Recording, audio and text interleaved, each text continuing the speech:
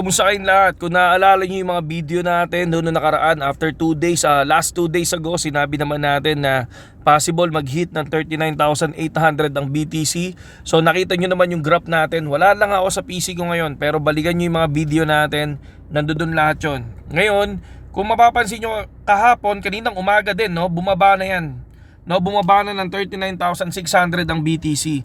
And then ang sinabi ko sa inyo before, once na bumagsak yan ng 39,000 pesos ay 39,800, magtulong position na ako mga idol.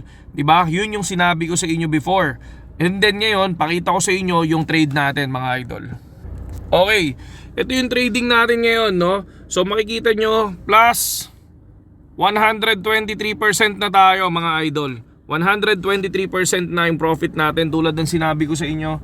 Ang tagal kong hinintay to, tong 39,800 na to, no? Pero nag-enter tayo ng 39,722. So ang tagal kong hinintay yan, kaya sabi ko sa inyo, kahit anong mangyari dyan, kahit masunog yung profit ko na yan, bumagsak man yan, yan yung TA ko. Sabi ko na mag-go long ako, no?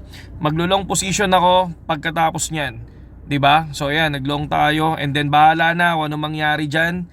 Titingnan natin, mag 300% man yan, 300, 400%, doon ako mag-take profit. And then, ayun. So, tingnan na lang natin kung anong mangyayari mga idol. 'Di ba? So, pakita ko sa inyo yung graph na ginawa natin mga lodi. And then mamayang gabi, susubok ako mag-graph ulit, no, using yung laptop natin. Titingnan ko kung anong possible na mangyari sa BTC. Pero alam nyo naman, ang grayscale, no, ang grayscale, nag-dump ng BTC yan, nagbenta ng Bitcoin yan mga lodi, kaya nakuha yung 39,600 mga idol. Okay, pakita ko yung mga nangyari sa chart. Okay, ito yung usapan sa Telegram, no. Ang nakikita ko kasi sa Telegram namin mga idol, no. So ako, nagbibigay ako before ng TA dito ng BTC. And then syempre nasanay sila doon sa mga daily trade na ginagawa nila everyday. And then ang napansin ko dito, nakalimutan na nila yung TA natin. And then yung iba, maraming nasunog. Yung iba, mga pumaldo naman kahit papaano. Ako happy naman ako kasi nagiging maingay yung GC. Kaya lang, yung iba hindi na napapansin yung TA na binibigay ko. So ito yung mga pinakita kong TA natin noon. So ngayon ito, bumagsak na yan.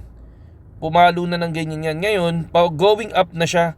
So ngayon, pag nag-going up yan mga idol, no, malaki yung profit na makukuha natin dyan. Pero sayang kasi yung opportunity, mga lodi, na nakuha to.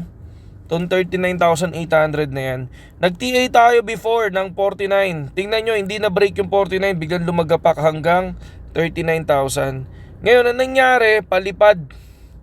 So hindi ko naman sinasabing lilipad ng to the moon, pero syempre kung dito pa lang nakaano ka na, no, nakaukit ka na, no, sabi nga nila nandiyan ka na sa area na yan, di sana ang ganda ng profit mo, 'di ba? Kumbaga pag lumipad pa yan. So ang dami nagsasabi na ang mangyayari sa BTC magiging 50k, magiging 60k end of January. Hindi tayo naniniwala doon, no?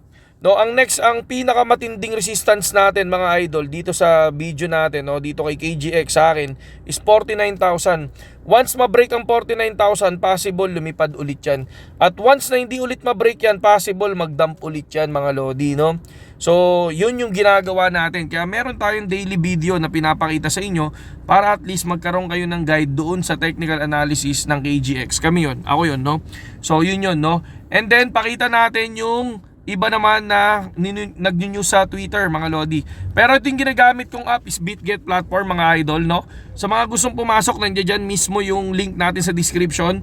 At kapag nag-register kayo doon sa link natin, magdi-deposit kayo ng 10 USDT, ibili nyo ng BGB, may free yan na 10 USDT mga idol. Okay, no, ilalagay ko yung link sa description mamaya, no. After nitong video, panoorin nyo na lang muna. Okay? Okay, ito naman dito sa Twitter si GBR, ito sinabi nito, no, nalilipad ang BTC after 24 hours na nakaraan, magpo 43, pero ngayon bumabalingbing siya, no, and yung TA niya, no, pinapakita niya to. Pero yung ibang TA niya, alam niyo ba ginawa niya, binura niya mga idol. Kaya yung yan, medyo ingat kayo sa ibang mga, alam mo na, no, sa ibang nag-news about dump or pump, no. Crypto Rovers, good, no? Ito si Crypto Rover, sabi niya naman is 39,700 siya pumasok. Good na good yung pagpasok din niya, no, mga idol. So, solid na solid din yung kanyang pagpasok. Saludo dito kay Crypto Rover. So, ayan, no? Ito yung TA niya pa nga, oh. So, after 70, after 39,700, meron siyang 39,300. So, same na same kami ng TA, no? Alam nyo ba, ang TA ko naglalaro lang minsan sa laging may 300, tapos 800, tapos may 500, may ganyan. Pero tinitingnan ko kung saan siya nanggagaling, mga idol, no? Tinitingnan natin yan. Kaya bago tayo magbitaw sa video, ayun yun. Tapos sinasabi ko pa nga sa inyo, di ba, noong nakaraan 41,500. Sabi ko, once na nakuha yung 41,500, sabi ko aangat lang to ng 41,600 or 700. Nakita nyo yun, di ba? Doon naglaro ang BTC hanggang sa bumagsak na ng 39,800, di ba? So ayan yung news natin, urgent update, mga idol. Nakalong ako. So nakita nyo naman, nasa 120 na yung profit natin. Almost, no? Hindi ko pinakita kung ano yung margin natin kasi alam mo naman dito sa Pilipinas, no? Mainit ang cryptocurrency kung saan kumpanya yan, no? Sa mga news about dito sa Pilipinas, mga idol, no? Saludo sa lahat kay GX at magandang hapon sa inyong lahat.